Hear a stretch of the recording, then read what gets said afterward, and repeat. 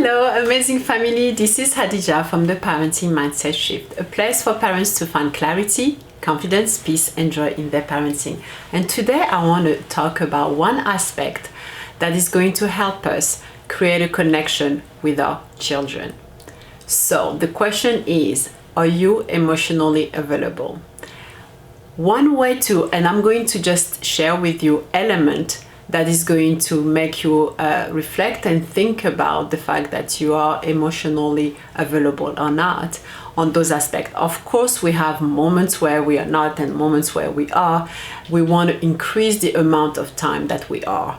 That's the goal. Nobody's perfect. Nobody is completely on emotional level that is perfect all the time. But we want to catch those moments where we may not be, or the reason we may not be, and just address them. And the idea is to change our own behavior so we can find joy in our parenting in the process, right?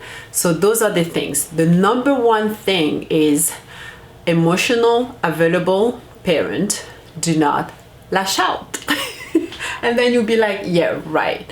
Of course, there's moments that we do, but like I say, we want to make sure that we don't do that as a daily thing. It's not our identity. It's just a moment where we were out of character, but it's not just our everyday moment. So not lashing out. And this aspect is just making sure that our kids trust our reaction and can be in a situation where they are not always in defense of mom or dad can lash out in any moment.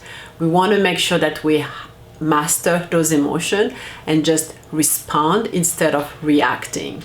So that's the number one. The other aspect is about being able to have difficult conversation. Are we in a situation where we give the space to have difficult conversation? Our kids can want to share something that is difficult for us to hear, but are we giving them that space to have those that they may disagreeing with some aspect or some things that is not in accordance of the values that we are sharing at home? Are they in a space where they can talk to us about that? Or they're feeling that there is no way that I can share that with mom and dad because they're completely not available emotionally. So those are the things that we want to pay attention. Are we giving them the space to have those difficult conversations? And if it's the case, provide that to them. The other aspect that an emotional available person can do, and parents in our situation, is apologizing when we are hurting somebody, our child, or when we are acting out of character. Are we in a situation where it's easy for us to go and say, I'm sorry I yelled, I didn't mean to yell at you, and having a real apology, not necessarily the apology that indicate once I was thinking about an apology that say, if you were listening to me, I would not have to yell, right? But more of taking responsibility for our behavior and then discuss with them what's next and how we can change the situation. So being emotionally available is also, it's okay to apologize and unlearn the definition that we used to have, where apologizing is for the weak, or we simply don't apologize to our kids. I'm very convinced of the power of doing that with our kids, explaining that sometimes we own responsibility because we don't want them to believe that it's okay to behave in a certain way, or it's okay to believe that other people make you act in a way that is out of your character and it's okay. No, it's not. And sometimes, most of the time, it's not because of what the behavior happened. It's really just the day was too long and now I snapped. Right? So it's important for them to see and we can model how we actually do those things and teach that to them, right? So the other element that indicate that we are emotionally available is also our words align with our action. So we are making sure that whatever we are teaching them, the values that we are teaching them, we are matching it with our words and our behavior. So those two needs to be aligned.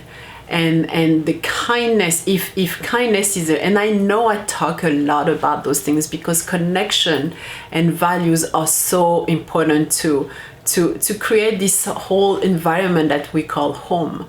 And having those conversations and understand that if we want to change a behavior, if we want to be able to have those conversations with our kids, we have to be connected with them. Without connection, there is no correction, right?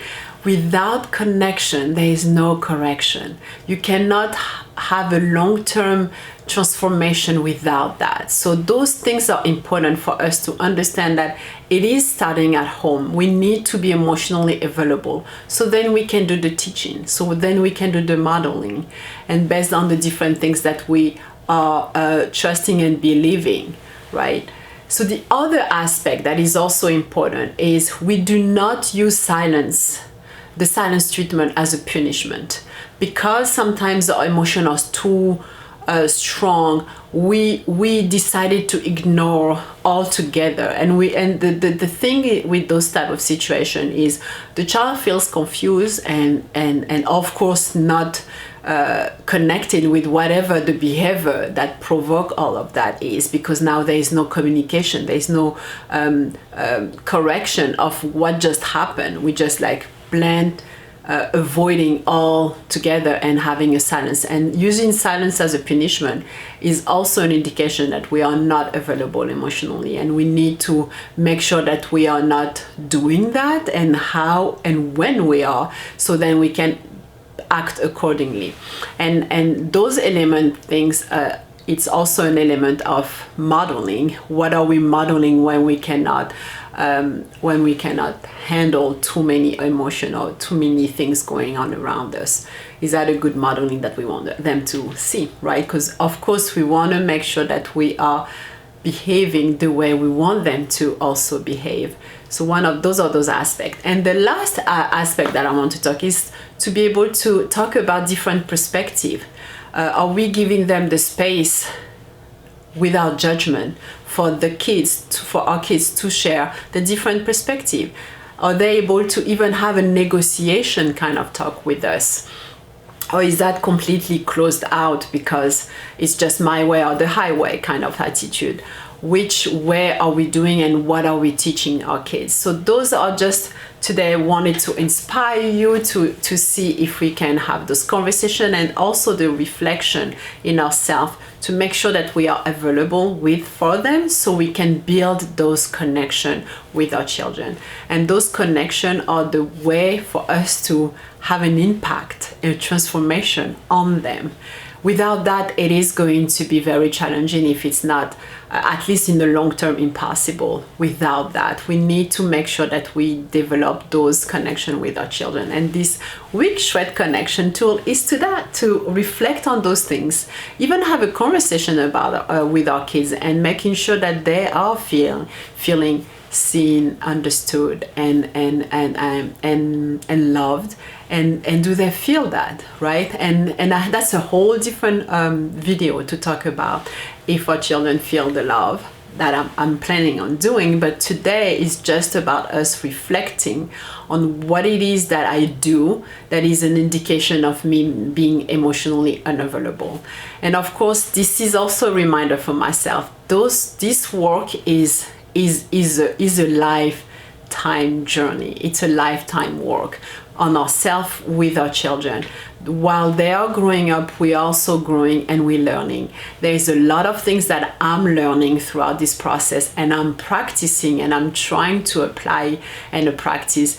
But those are the things that what I love about this work is it's not something that we are reinventing. It's something that is already, the work has been already done. There is a lot of psychologists and psychiatrists that done the work about proving and backup science prove that those connections are the main reason, the different challenges that we have in our world with with people today is the lack of connection.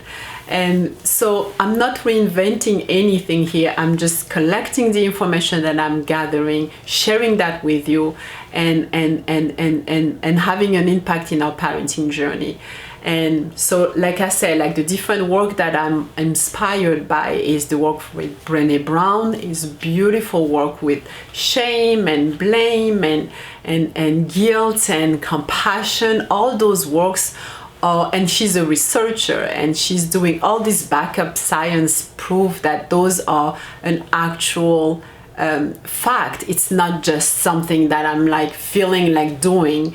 And also there is another psychologist, Becky Kennedy, who's doing a fantastic work in also sharing and spreading the message of building connection with our children and making sure that we understand that there is a difference between a child that has that is acting in a way that we are not liking and their own identity, and making sure that we do that with ourselves. That sometimes if we are here yelling, it's not that we are a yeller, it's just that we are a good parents that sometimes yell. And that makes a huge shift in our mindset and in our confidence to know that we are good parents and we're doing our best and we are trying our best and we are doing that every day. But we need to be aware of that and try to do that work in that awareness. So that's really what I'm trying to do here, hoping that we are spreading. I'm not the only one doing this work, and we are doing it in our own way, in our own style, but the goal is connection. That's the main thing, and we need to work on that. So I hope you enjoyed today's video, and I will see you next time. Bye bye, au revoir.